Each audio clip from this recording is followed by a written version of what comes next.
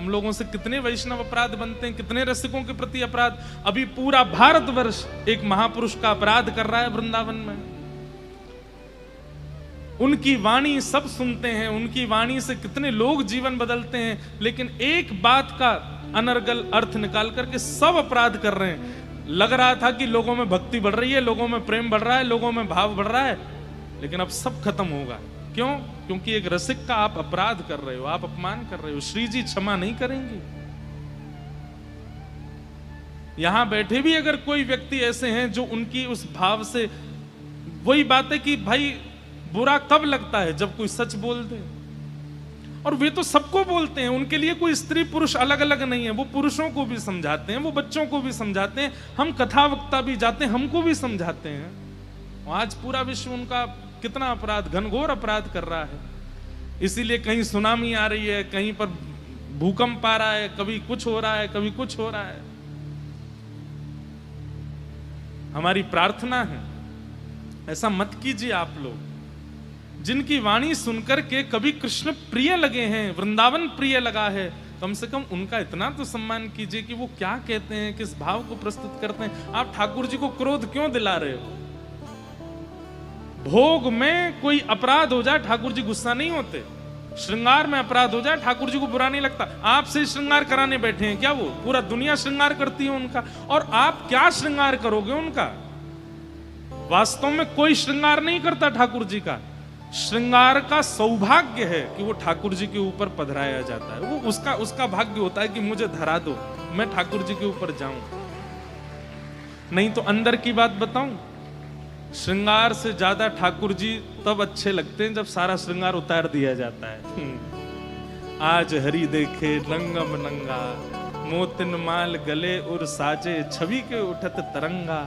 आज हरि देखे। वास्तव में तो श्रृंगार, जब बहुत बड़ा बड़ा श्रृंगार होता है ना ठाकुर जी का, तो वो तो श्रृंगार का सौभाग्य है कि आज ठाकुर जी ने उस पर कृपा करी। आजा चल तू भी बैठ ले, तेरे भी भाग्य बढ़ा दूं मैं। जैसे कई लोग ज्यादा पॉपुलर होने के लिए प्रधानमंत्री के संग फोटो खिंचवा लेंगे, मुख्यमंत्री के संग फोटो खिंचवा लेते हैं। अब लोग बाग यूं कहें, देखो प्रधानमंत्री का सौभाग्य, इन्होंने मेरे संग फोटो खिंचाए। आप कहोगे वाह ये कोई बात है? आपका सौभाग्य कि आप उनके साथ खड़े हो।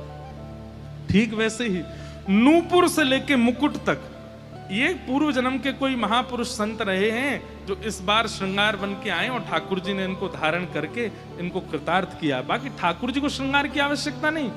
रोटी सब्जी दाल चावल जो आप बना करके 56 भोग पधराते हो, उससे ठाकुर जी का पेट नहीं भरता, बल्कि वो अन्न सामग्री कोई पूर्व जन्म के ऋषि हैं जो तप करके इस बार अन्न बने हैं और पक करके ठाकुर जी की थाली में पहुंचे हैं। ठाकुर जी हमको स्वीकार कर लें।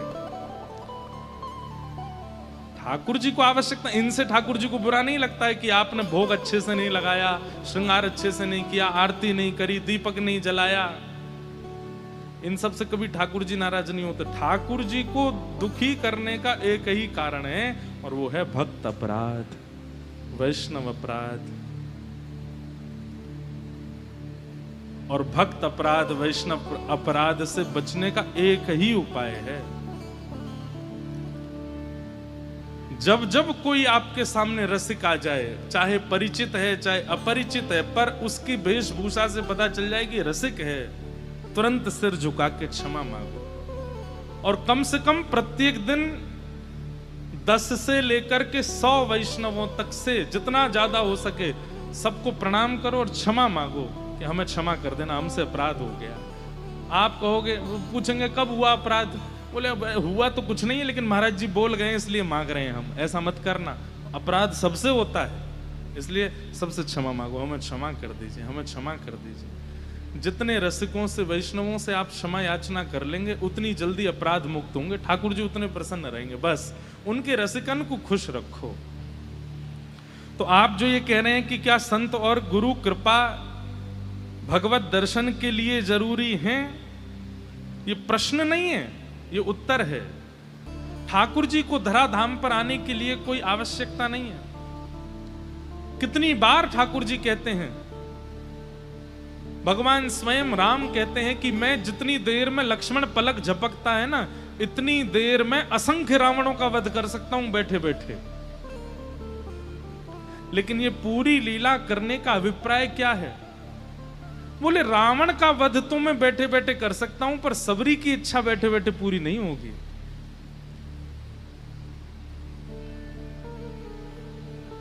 रावण कुंभकर्ण का वध तो बैठे बैठे हो सकता है, पर विभीषण पर अनुग्रह बैठे बैठे नहीं होगा। राक्षसों का वध बैठे बैठे हो सकता है, पर हनुमान पर कृपा बैठे बैठे नहीं होगी, उसके लिए तो आना पड़ेगा। हिरण्यकश्यप को मैं बैठे बैठे मार सकता हूं, लेकिन प्रहलाद पर कृपा करने के लिए तो मुझे जाना पड़ेगा। ठाकुर जी परम सत्य हैं, लेकिन वो कभी कच्छप बन के आते हैं, कभी वराह बन के आते हैं, कभी नृसिंह बन के आते हैं, राम बन के आते हैं, परशुराम बन के आते हैं, कृष्ण बन करके आते हैं। जरूरत नहीं है ठाकुर जी को। उस काल में कोई हरिप्रिय हुआ है जिसके लिए ठाकुर जी आए हैं। और जिस दिन इस कलयुग में एक हरिप्रिय आएगा तो कल की भी आएंगे। बस ठाकुर जी प्रतीक्षा कर रहे हैं कोई हरिप्रिय आवे तो। अभी तक ठाकुर जी नहीं आए हैं, इसका मतलब हरिप्रिय कोई आया नहीं है इस धरती पर। ठाकुर जी को प्रिय लगने वाला किसी ने ठाकुर जी को पुकारा नहीं है।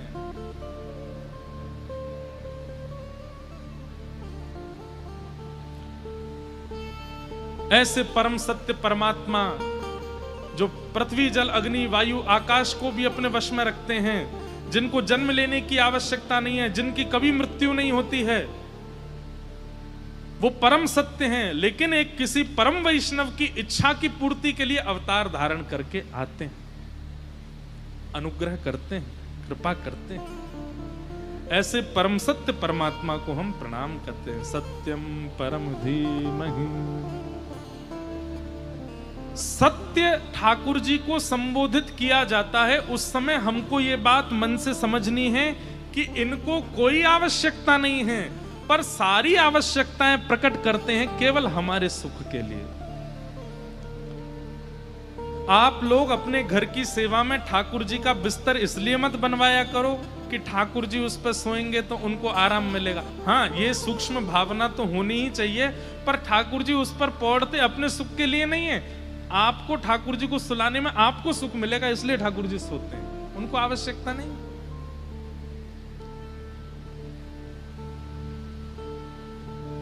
आपके सुख के लिए ठाकुर जी सब लीला करते हैं, उनको आवश्यकता नहीं। ऐसे परम सत्य को हम बारंबार प्रणाम करते हैं। भागवत जी के द्वितीय श्लोक में 4 बातें बताई गई हैं कि धर्म प्रोजित कई तमोत्र परमो निर्मत्सराणां सतां